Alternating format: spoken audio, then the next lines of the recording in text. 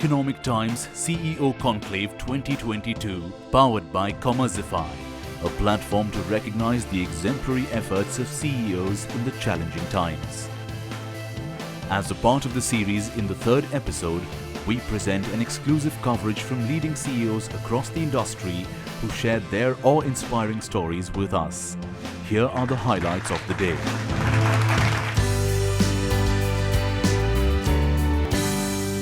In a family, when there are such unmet requirements coming up, how challenging is it to keep pace with innovation and bring agility to drive, the speed to market? Yeah, I think great question, and all the more seen in the pandemic times when everybody was at home. Everybody had time to analyze not just their own needs, but the whole needs of the home as well. So it was very relevant. But I think, before I get into this, even on a macro level, look at how things changed. Luxury was defined very, very differently earlier as in the last few years. But within that, a lot of changes have taken place even on the macro perspective. I think affluence has changed. The whole concept of what is affluence has changed. Luxury was always grand, less is more now. So these are macro trends which have now changed all across. And even if it's a house that has 5 people that want 5 different things, ultimately they align to some larger shifts in the macro trends. So here the point is to be able to offer individualization, yet have a portfolio of product that aligns on the core pillars of our company of design, innovation, and technology. So we need to stick to our expertise, we need to stick to what we are good at, but at the same time get closer to the consumer needs, the ones that are visible, the ones that are not visible, and try and individualize the experience that they get. One very small example I would give actually is that we have a product called the Rain Tunes. Now everybody is in your house, nobody is really interacting with anyone outside, you're only interacting inwards. We always had showers that gave visible aesthetics in the form of sprays or such things. We actually integrated an audio-visual experience, we integrated fragrance into it, and we integrated a mood sequence into it. So it's about involving a customer and yet sticking to your core pillars that kind of gives that solution. Design thinking, has it ever told you, you stop here, this is something you need to leverage someone else, and vice versa? I'll actually give you a shorter one that we talk a lot amongst our organization. I think I've read a lot lately also around design thinking, and there's a lot of use of the word consumer, and largely end consumer. But I think there are various stakeholders in the consumer journey, and these stakeholders are a part of the ecosystem that you talk about. And for me, I think if you create value at every stakeholder level, the final experience will be awesome. So I think that's the way I would go about it. Design thinking and the process around it surely gives us a framework where we could put some basic discipline in place and say, hey, this is how we are going to be going about the product in this specific case. Somebody again laid a lot of emphasis on prototyping, and how do you do that in real estate, for example. You don't create a product and then do prototyping and this is what we'll do. This is going to take a lot of time. So how we will go about it is to simply phase it out, do a few houses, do 10 acres out of 100, figure out what it takes, what is liked and what is not liked, and then replicate very quickly in the rest of 90 acres. Mr. Gill, yours is an industry also going through a huge amount of transformation. But when you try to design a product, how do you ensure that, one, it is something that will last and get accepted and adopted? And second, something which is built, which gives pride to also your employers who are working on it. This word of design thinking I discovered in fact today, but I'll relate my own stories, perhaps something will come out of it. But in this Hero Electric that we make electric two-wheelers, it's a 14 years old organization. Here, even after 10, 14 years, we call ourselves a startup because we are learning every day. And the organization is learning, everybody's learning. It's something which was never experienced in India, perhaps. Right from 40, 50 years of looking at those Vespas and Activas and Pleasures and Hero CDs, you tend to get into the groove of creating products which are similar to that or which conform to that type of doctrines of design. But in electric, it is altogether different. It is so disruptive, and there are 2 or 3 objectives which are very different from two-wheeler in a petrol side. So that's why what I try to do, and I don't know whether I'm successful or not, but was try to unshackle the organization at every level. Lot of backlash on account of that, because we were mostly automotive people and highly efficient but least effective.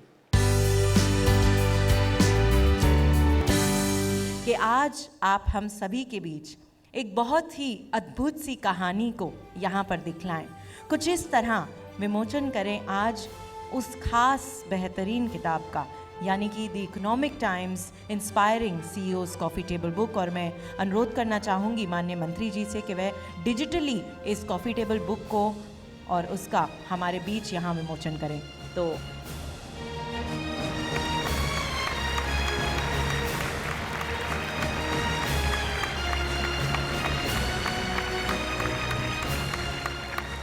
Within the culture of our organization, there are 3 pillars that we focused upon.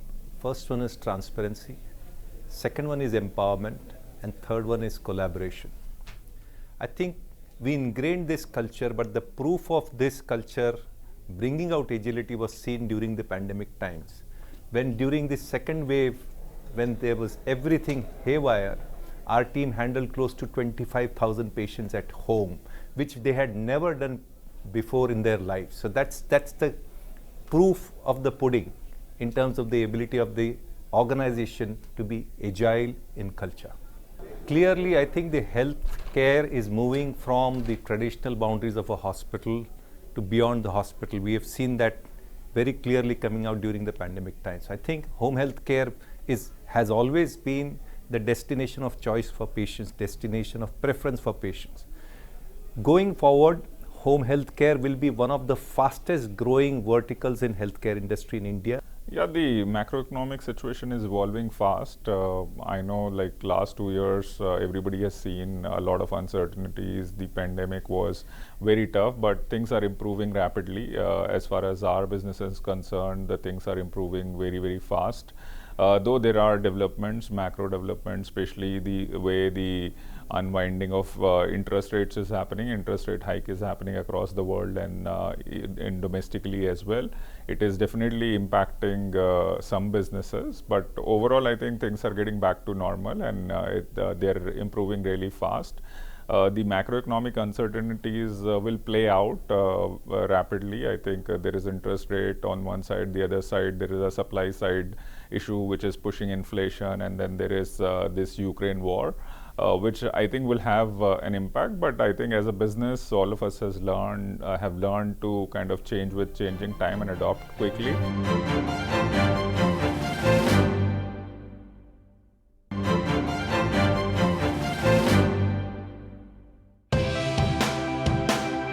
Economic Times CEO Conclave 2022, second edition, powered by Commerzify, presents you an exclusive coverage from the leading CEOs across industry who share their awe-inspiring stories with us. Here are the highlights of the day.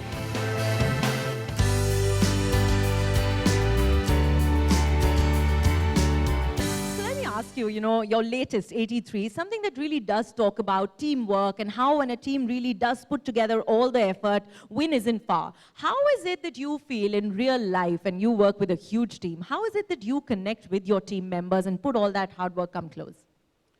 That's crucial. I mean, to be able to connect with your team is, I think that's the principle of being a director, because at the end of the day, when I'm writing a script, I'm writing all alone in some room, it could be anywhere around the world, and I'm creating a scene, but ultimately that has to come down and about 200, 300 people have to help me bring that scene to life.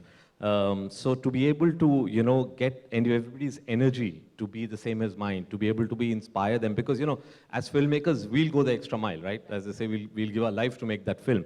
But not everybody on the set is as passionate about it. So you have to get them really excited about what they're doing, excited about the story that they are also telling, and that's the only way a film can be made. Right, and how very well mentioned by you here. So let me ask you, if we talk about your personal journey from the days that you worked on documentaries to now commercial cinema, how has the journey been? How do you think that you've evolved as a leader, as a filmmaker? I mean, it's been a great journey. I can't ask for more. You know, honestly, when I was a documentary filmmaker based here in Delhi, I was feeling the need to tell the story on a larger screen because I felt, you know, I'm not being able to get an audience that's large enough in documentaries.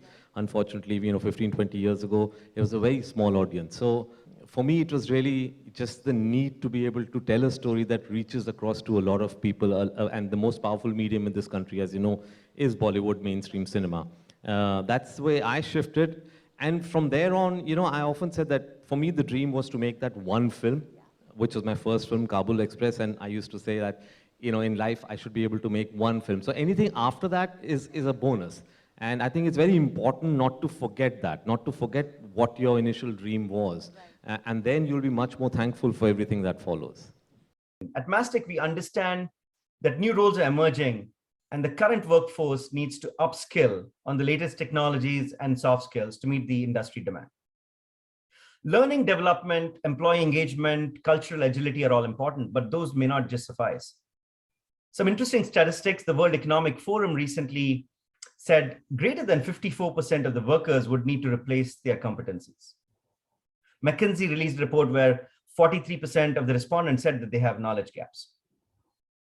Couple this with all the macroeconomic environment, with the GDPs dropping, inflation rising, it further complicates the situation, causes more uncertainty. Some approaches to address these challenges would include hiring from different backgrounds, women and minority population. However, there requires a continuous learning culture to assess, pilot, adopt to change. It's critical to align the strategies of the company with the skills that are needed. Also, benchmarking top performance, making sure that they are driving change in the organization. NASSCOM recently released a report where the Indian technology industry is impacting even global economies. For example, in the US, 200 billion in sales, 120 billion in GDP is impacted by the Indian tech industry. So this is no longer an India-centric issue, but it impacts the global economy. Amazon recently released a report where one specific statistic said that each person would need to update their skills and learn about 7 new skills in the next few years. If you kind of put all this together, there is a challenge in front of us, but how firms adopt and implement their learning and training strategies, how they establish fairness and employee focus in the organizations, improving their hiring and recruiting strategies would all need to get integrated. Machine learning, AI, other technologies are even going to disrupt this further, and it calls for immediate action on many of the organizations to bridge the gap of the supply and demand.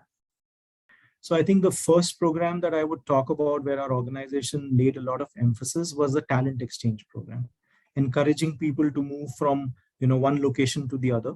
Of course, then acknowledging different cultural requirements, acknowledging just about everything changing within territories which are maybe in two opposite ends of the world, and then being a part of that culture, adopting it, working on it, and growing within. So I think that's one great example of the cultural agility in our organization, facilitated through an organization program. The second one was a huge initiative taken across the globe, and it's actually even more specific to our industry in India, which is then gender diversity. So this is not just about gender, even though that's the name, but it's also about respect for various race, religion, everything. And I think that's something that we took it very strongly, and honestly, in the last couple of years, our gender diversity ratio has improved significantly. The third one is actually linked with our business mandate, which was about very, very high levels of growth in a small period of time. What this does is it brings about a certain stress, which is a natural part of any aggressive chase. And the ability to navigate people's emotions, the ability to navigate people's motivation during this time is also set about by how the company works on the cultural aspect in the organization.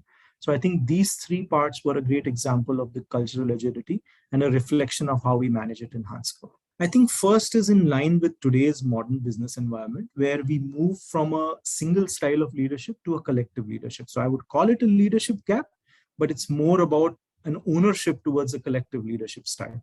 So that's something that we emphasized on right from the top, where instead of one person largely communicating, we had a leadership team which was made across functions, and there was collective ownership. People were evident when there were interactions with the larger community, and it was always about a team emphasizing leadership and even working with each other towards getting the collective goals.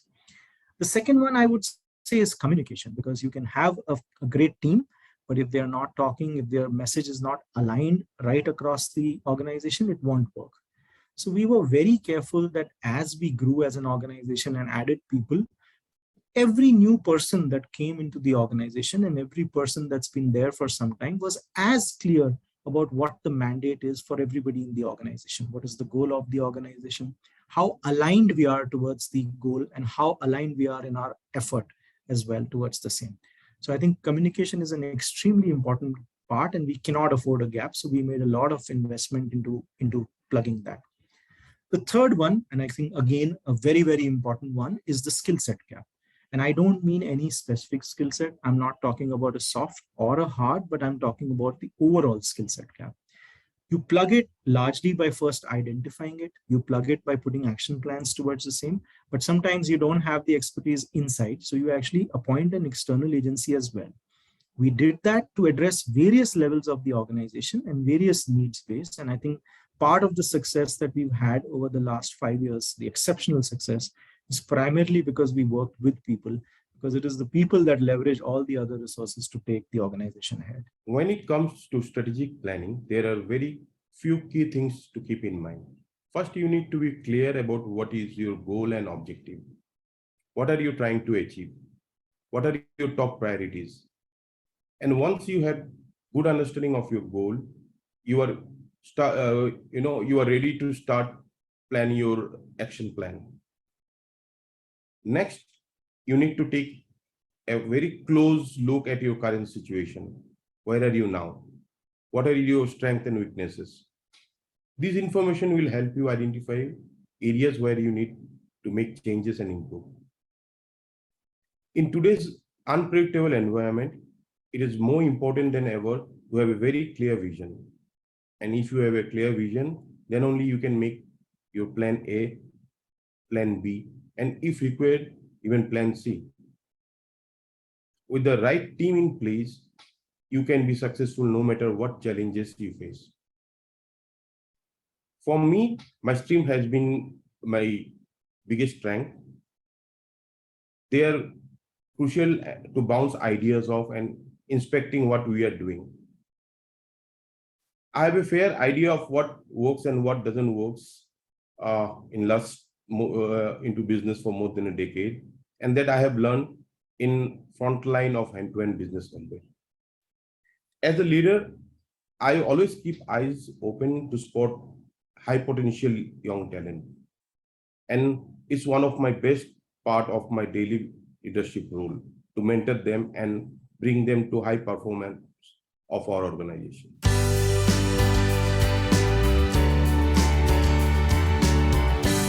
हम जो भी अभी तेल, आप motorcycle हो, गाड़ी में तेल जो भरा रहे हैं, उसको हम लोग E10 कहा जाता है। E10 मतलब है इथानॉल 10% बेंडिंग, पूरा भारत में हमने लागू कर दिया है। अब E10 जो इथानॉल है वो किससे बनते हैं, जरूर मैं अपना भाषण में कहा, मैं किसानों को आय दुगनी करने के लिए, भारत के प्रधानमंत्री कहा है कि किसान की आय दुगनी करना होगा, तो पेट्रोलियम मंत्रालय कैसे आय दुगनी करेगी, किसान की आय कैसे दुगनी करेगी? तो आप लोग कहना चाहता हूं कि हम अभी राइस से इथानॉल बना रहे हैं, हम गन्ना से इथानॉल बना रहे हैं, हम मक्का से इथानॉल बना रहे हैं। ये इथानॉल से आज पूरा भारत में हम E10 की गाड़ी चला रहे हैं, E10 गाड़ी चला रहे हैं।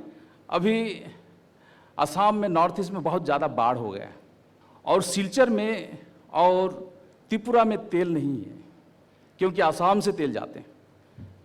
तो मुझे पता नहीं था, मैंने कहा बांग्लादेश पास में बॉर्डर है, बांग्लादेश से तेल ले आओ भाई, और तेल अपना गाड़ी में भरो, डिपो में भर दो। लेकिन वो पता चला कि बांग्लादेश अभी भी BS2 में गाड़ी चल रही है, उसका तेल से हमारा गाड़ी नहीं चल सकता, हम BS6 तक पहुंच गए। इसी तरह से हम लोग असम में बहुत ज़्यादा बम्बू है, और 2 पेपर मिल थी वहाँ, दोनों बंद हो जाने के कारण से अब हम बम्बू से भी इथानॉल निकालने के लिए अपना तरफ से काम शुरू कर दिए हैं नुमलीगढ़ रिफाइनरी में। तो बहुत लोगों को कहना था कि फिनलैंड में बम्बू के इथानॉल से गाड़ी चलता है, लेकिन फिनलैंड के लोग जो खाते हैं तो हमारी आसाम के लोग वो चीज़ नहीं खाते, भाई इंडिया नहीं खाते, तो उस बम्बू में से इथानॉल से गाड़ी चल रहा है, लेकिन अपना इंडिया का जो बम्बू है उससे वो सक्सेस होता है क्या? तो हम लोग ऐसे किए कि आसाम के 19 प्रजाति के बम्बू हम लोग फिनलैंड ले गए थे और वहाँ रिसर्च करके देखा कि उस बम्बू के इथानॉल से भी हम गाड़ी चला सकते हैं। और इसी तरह से काम नुमलीगढ़ रिफाइनरी में चल रही है और आने वाले दिन में हम बम्बू से इथानॉल निकालेंगे और हमारी 83% तेल ही हम प्रोडक्शन करते हैं, ज़्यादातर 83 नहीं, 83% तेल हम बाहर से लेके आते हैं। तो हम इसी तरह से बम्बू से इथानॉल बना रहे हैं। अब हम पलारी से पानीपत रिफाइनरी में इथानॉल हम बनाने के लिए जा रहे हैं। तो ऐसे करने से हमारी किसान की आय दुगनी होगी। अब किसान की आय दुगनी करने के लिए हमारी पेट्रोलियम मंत्रालय इस तरह से काम कर रहे हैं। तो मैं इसका जानकारी आप लोगों को दिए। और मैं जहाँ से आता हूँ डिब्रूगढ़, वहाँ हमारी एक प्रोजेक्ट है मिथानॉल का। मिथानॉल गैस से और कोयले से होते हैं, तो मिथानॉल से भी हम लोग गाड़ी चलाने के लिए अपना तरफ से पूरा जोर लगा दिए हैं। और मैं अपना वहाँ तिनसुकिया में माकुम मोटर्स बोल के एक पेट्रोल पंप में मिथानॉल M15, मैंने अभी आप लोगों को कहा E10 के बारे में, अब हम M15 भी शुरू कर दिए हैं। M15 मतलब मिथानॉल 15% बैंडिंग करके हम गाड़ी चलाने के लिए काम शुरू कर दिए हैं। तो मिथानॉल क्या है कि मिथानॉल 21 रुपीज़ 22 रुपीज़ में मिल जाते हैं, लेकिन हम राइस से अगर इथानॉल बनाते हैं तो हमारे 60 रुपीज़ 60 रुपये लगते हैं। तो मिथानॉल बैंडिंग अगर डिपो में अगर कोई तेल भराते हैं तो 2-3 रुपया कम में आपको तेल मिल जाएगा।